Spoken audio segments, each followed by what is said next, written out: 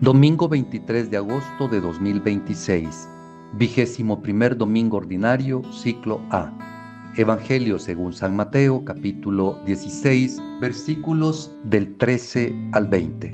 Jesús se fue a la región de Cesarea de Filipo. Estando allí, preguntó a sus discípulos: según el parecer de la gente, ¿quién soy yo? ¿Quién es el Hijo del Hombre? Respondieron: unos dicen que eres Juan el Bautista, otros que eres Elías o Jeremías o alguno de los profetas. Jesús les preguntó: ¿y ustedes quién dicen que soy yo? Pedro contestó: tú eres el Mesías, el Hijo del Dios vivo. Jesús le replicó: bienaventurado eres, Simón Barjona, porque esto no te lo ha revelado la carne ni la sangre, sino mi Padre que está en los cielos. Y ahora yo te digo: tú eres Pedro, o sea, piedra, y sobre esta piedra edificaré mi iglesia. Los poderes de la muerte jamás la podrán vencer. Yo te daré las llaves del reino de los cielos. Lo que ates en la tierra quedará atado en el cielo, y lo que desates en la tierra quedará desatado en el cielo. Jesús les ordenó a sus discípulos que no dijeran a nadie que él era el Mesías. Palabra del Señor. Jesús conduce a sus discípulos hacia la región de Cesarea de Filipo, un territorio cargado de simbolismo pagano y de recuerdos históricos, para hacerles la pregunta que define no solo su identidad, sino la esencia misma de la fe cristiana. Según el parecer de la gente, ¿quién soy yo? ¿Quién es el Hijo del Hombre? Y al recoger las respuestas populares de que podría ser Juan el Bautista, Elías, Jeremías o alguno de los profetas, el Maestro nos muestra que la opinión pública, por más reverente que sea, siempre se queda en la superficie, reduciendo su ministerio a categorías conocidas y domesticadas que no hieren ni transforman radicalmente la vida de quienes la sostienen. Pero la pregunta no se queda en la encuesta, sino que se vuelve personal. ¿Y ustedes quién dicen que soy yo? Y en ese ustedes está toda la comunidad de los seguidores de Jesús, llamada a dar una respuesta que no puede ser prestada ni heredada, sino forjada por la experiencia viva de encuentro con Él, más allá de las tradiciones familiares y de las modas teológicas. Esta pregunta nos interpela hoy en nuestra cultura tan líquida y fragmentada, donde Cristo lo ven de muchas maneras, como un buen maestro, un revolucionario social, un gurú espiritual, un símbolo de paz, pero no siempre es reconocido como el Señor de la historia y el centro de la existencia personal, porque la presión del entorno y la comodidad de las respuestas prefabricadas nos invitan a mantenerlo en un lugar seguro y no conflictivo. Sin embargo, Jesús no se conforma con nuestras excusas, sino que espera de nosotros una confesión que brote del corazón y que esté dispuesta a pagar el precio de la cruz, como pronto lo experimentará Pedro. De este modo, la pregunta de Jesús sigue resonando en el silencio de nuestra oración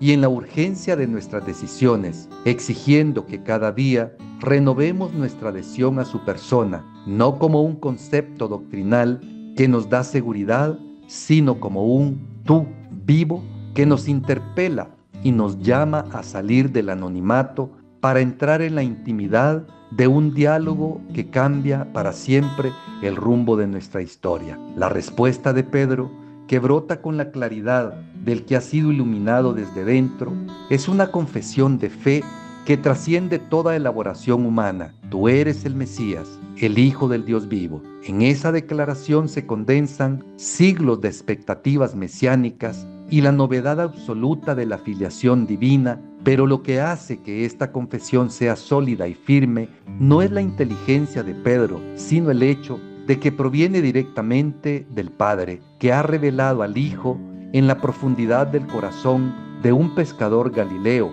mostrando así que el acceso a la identidad de Jesús es siempre un don de gracia y no un logro del razonamiento o de la erudición. Jesús bendice a Pedro llamándolo bienaventurado y distingue su confesión de cualquier opinión humana que solo toca la superficie, porque la fe auténtica no se aprende en las escuelas ni se adquiere por el estudio, sino que es una iluminación interior que el Espíritu Santo obra en quien se abre a la acción transformadora de Dios, desmontando así toda pretensión de autosuficiencia espiritual y poniendo de manifiesto que la Iglesia no se edifica sobre las certezas humanas, sino sobre el reconocimiento gratuito de que Jesús es el Señor. Este texto es un antídoto contra la arrogancia de los que creen poseer la verdad por su propio esfuerzo y también contra la desesperanza de los que se sienten incapaces de creer, porque la fe no nace de la fuerza de la voluntad, sino de la revelación del Padre, que encuentra su momento cuando el corazón se vacía de prejuicios y se expone a la luz de la palabra viva, como Pedro aprendió a lo largo de su convivencia con Jesús, no en un solo instante milagroso, sino en el proceso cotidiano de seguirlo y de dejarse interpelar por sus palabras y sus silencios. La confesión de Pedro es, por tanto, la confesión de toda la Iglesia cuando es fiel a su vocación, y la nuestra cuando dejamos que el Padre nos muestre quién es realmente Jesús en medio de las mil voces que compiten por nuestra atención, para que no nos quedemos en las respuestas de la gente, sino que entremos en la dinámica de la revelación que nunca termina y que siempre nos sorprende con su novedad. Sobre la roca de esa confesión de Pedro, Jesús anuncia la edificación de su iglesia, una comunidad que no será una institución humana más, sino un cuerpo vivo que resistirá las puertas de todas las fuerzas de muerte que intentan destruir la historia y que, sin embargo, no prevalecerán contra ella, no porque sus miembros sean perfectos o poderosos, sino porque su fundamento es el mismo Jesús y la fe que él transmite, una fe que Pedro representa y que será transmitida a los sucesores, pero que en última instancia permanece anclada en la roca inamovible que es Cristo resucitado, vencedor de la muerte. Las llaves del reino que Jesús confía a Pedro simbolizan una autoridad que no es dominio arbitrario ni poder político, sino el servicio de abrir las puertas de la salvación y de atar o desatar conforme a la voluntad del Señor, es decir, la capacidad de discernir en la comunidad qué es lo que edifica y qué es lo que destruye, siempre bajo la guía del Espíritu Santo que asiste a la iglesia para que no se desvíe del camino de la verdad y del amor. Este pasaje tan central para el catolicismo